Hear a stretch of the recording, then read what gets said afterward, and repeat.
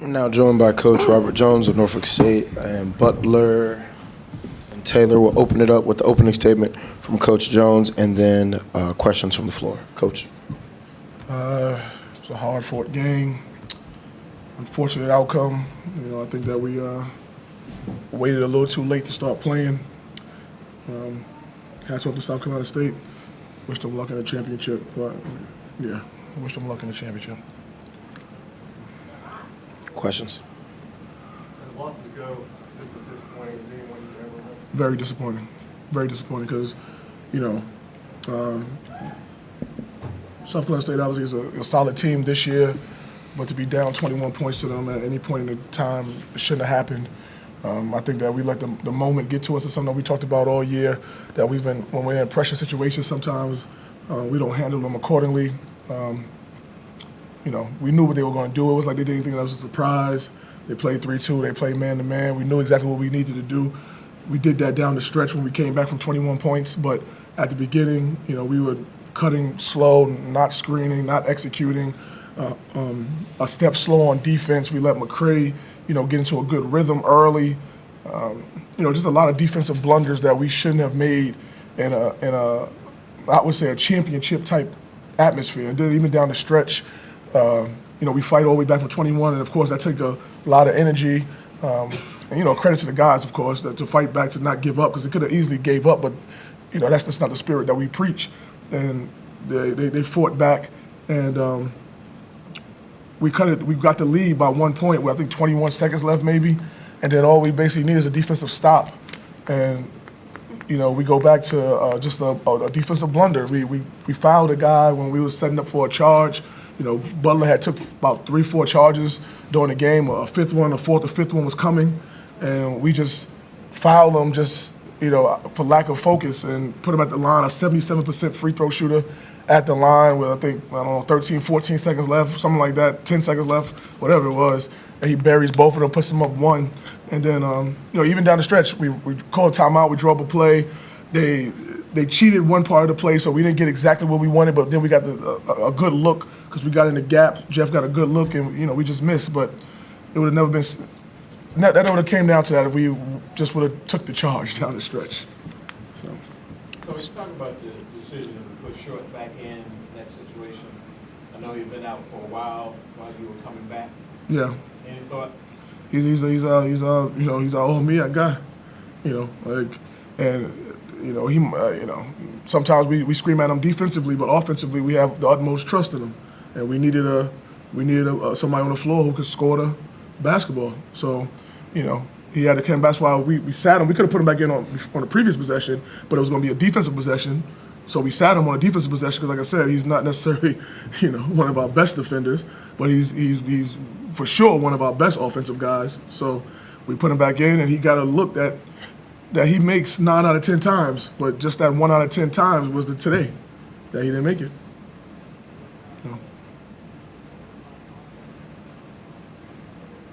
Coach, you said maybe the moment next time. Do you have any more insight onto why the team struggled so much early, starting the second half even?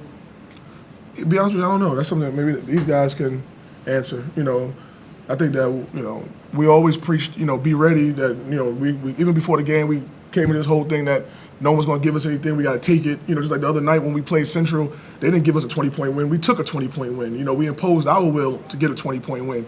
So we had that going, and then we come out and it's like, I don't like I said, maybe these guys can answer. Maybe just the atmosphere. I don't know. We've played in bigger arenas than this, more bigger, more people than this, and we've played fine. So I don't quite understand. For the players, what do you think? I think it probably was the sense of urgency. Maybe if we had came out with a little bit more intensity in the first half, things would have been different. The second half, we felt that we didn't have nothing to lose and everything to gain. So probably if we had felt like that before, or if we had came out there with a better focus, I can't speak for everybody, but I know for myself, I probably could have led a little bit better. I could have been a little bit more vocal. So there's a lot of things that I think went into what happened in the first half. To either one of you, to Deshaun or Jordan, what did they do in the first part of the game where you had a 21-point deficit that you were able to adjust to in the second half of the game and cut the lead and eventually take the lead? What adjustments did you guys make on the floor, emotionally, physically? I think our defensive intensity was there the second half. Well, most of the second half, first 5 minutes was a little iffy, but definitely our defensive picked up. That's what got us back in the game, and that's what got us here today. We came up short, obviously, but that's where it is. Our defense. Hey, Coach, when you Sean. And on top of that, I mean, we know that they like to get in transition. And in the first half, I don't think we did a great job in getting back. We know they like to shoot the ball, and they obviously got up, I think, good shots. They got in a rhythm early, so that allowed them to feel a lot more confident than usual. Coach, when you get down by 21, I guess you're searching for something to turn it around, switching defenses and those kind of things. What kind of stuff did you employ? I mean, to be honest with you, we didn't do, we switched. Other than taking your coat off and your tie off. Yeah, I think I ripped my tie. That's kind of expensive too. I gotta get to. So I don't know, man. But honestly, we kind of played the same way, but we just did it the right way.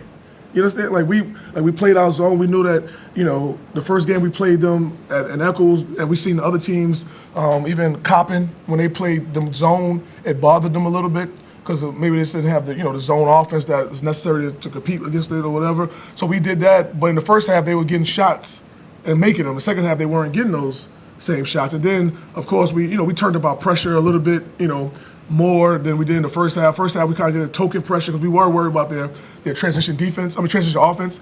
So we didn't want to press them too much, and then they started blowing by us because that's what they want to do. They want to make the game, 100 to 101 and stuff like that. So. Second half, we just employed more of a pressure defense, and we actually got some steals and some runouts and things like that, and got back in the game. And then, guys, Butler made a couple, made an and one. Deshaun made a play, so guys just started making plays. But overall, we didn't change too much. We just did what the game plan was, and we just did it the way it was supposed to be done. The first half, we didn't do it at all, honestly. So, John, you got the game on the line. You had Jeff Short, an open look, 50. How surprised were you? I mean, obviously we trust him in those situations. I played him for 2 years, so I know that he can make big shots, and he isn't afraid to take them. So when he missed it, the only thing I was thinking about was crashing to get the rebound. So, I mean, credit to South Carolina. They did what they're supposed to do. I don't know. Got time for one more question. Yeah.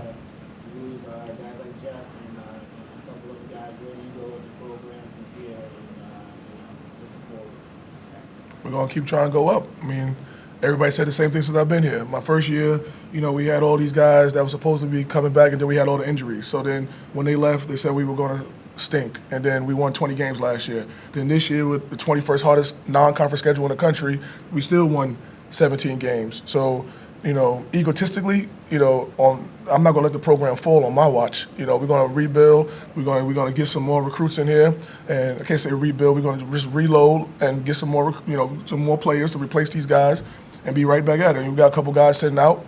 We got to put some pieces together to match it, and then, I plan on being right back in this chair, but on the winning side of the coin next year, and that's just how it is. That's just how I feel. But I will say to Jeff, I know Jeff is not here, and I told him in the locker room, I do give a lot of credit to him because he was my first recruit as a head coach here, and he took a chance on me when I was an interim coach. Like I took a chance on him coming off an injury from Fordham, so it was a two-way street. So I give all credit to him because he definitely helped keep the program afloat when guys like Penny Williams and Malcolm Hawkins and all those guys left, and everybody think that we was going to just be at the bottom of the barrel. He came out the woodworks and worked hard, and then guys like Deshaun, and we recruited Butler, and those guys came back. I feel like we don't have necessarily just a good team. I think we have a good program, and when you have a good program, you just keep putting pieces together. Now you just got to keep tweaking some things that you see from year to year. Next year, I hopefully I can see what to tweak and what we need, and hopefully during the recruiting season we're able to go get it. All right, thank you, Coach. Thank you, players.